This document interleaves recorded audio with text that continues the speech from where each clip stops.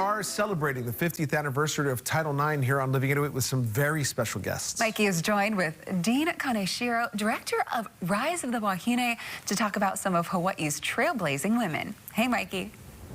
Thanks, John. Thanks, Kelly. Yes, everybody, this is Dean Kaneshiro. Now, not only is he director of the film, he's a writer, he's a producer, he's an editor. Yes. You are hashtag an MMJ, multimedia journalist, you're everything. Is that what that is? We love it. Yeah. Okay, so tell our viewers the synopsis of Rise of the Wahine. Yes, the Rise of the Wahine, Champions of Title IX, tells the story of Patsy Mink from Hawaii, the first Asian American, the first woman of color in Congress, Dr. Donis Thompson, who many people don't know, an African American woman who was the first women's athletic director full-time at UH, and Beth McLaughlin, the first Wahine volleyball team captain, as they fought for equality from Washington, D.C. with Title IX all the way to the dusty courts of, Hawaii, University of Hawaii, fighting for the rights of women to play sports. I want to know, what was the motivation to create such a film? Well, I heard the story originally from Beth in maybe 2011, something like that, and she's crying, I'm crying, and I'm just thinking, as a local boy, someone born and raised here, how could I not have heard this incredible, overcoming, powerful story? Right. But I'll tell you, it changed my life as a man, I think, to learn and grow and understand more what did women not just then go through, but it helped open my eyes to what women just in general and today go through. So I really want to men, that's kind of my hidden heart and motivation. I want every female athlete needs to see it and all that, I get that.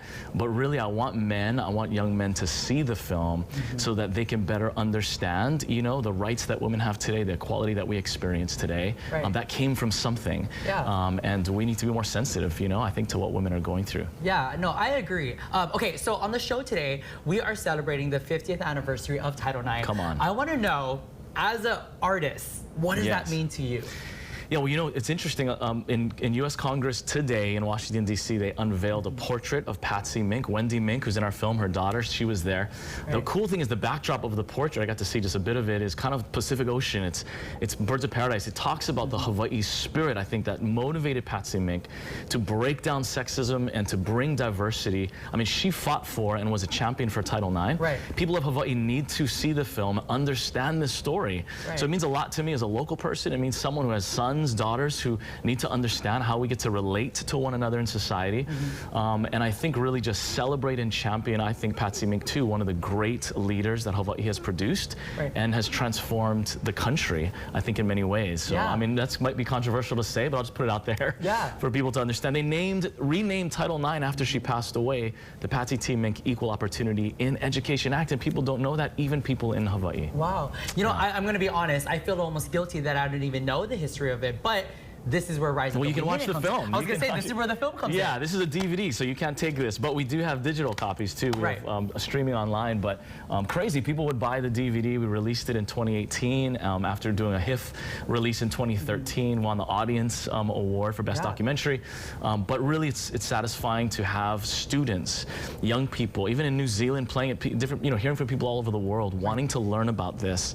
Because young people today need to know. They didn't just wake up one day and go, oh, I can be president, I can do whatever. It came from the blood, sweat, and tears of people, these incredible women and men, Dave Shoji and others, who fought in Hawaii and nationally to create the world that we have today. Dean Kaneshiro, everybody, director, writer, producer, editor, artiste. Yes. Rise of the Wahine.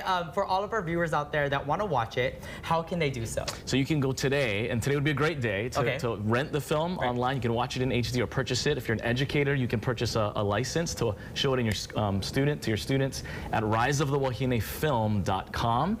You can apply for a screening. A lot of people want to screen it and show it to bigger audiences. We do that all the time. So go to riseofthewahinefilm.com. You can check it out there, as well as bonus features, lots of videos and stuff you can learn from. It's going to be really educational, eye-opening for many people, especially if you're in Hawaii. Got to see the film. Something else that's eye-opening is that there's the actual physical copy right in front of us. We don't sell those anymore, but people were buying them even up to the beginning of the pandemic, DVDs. But you can watch it in HD, friends, even on your phone. Cool.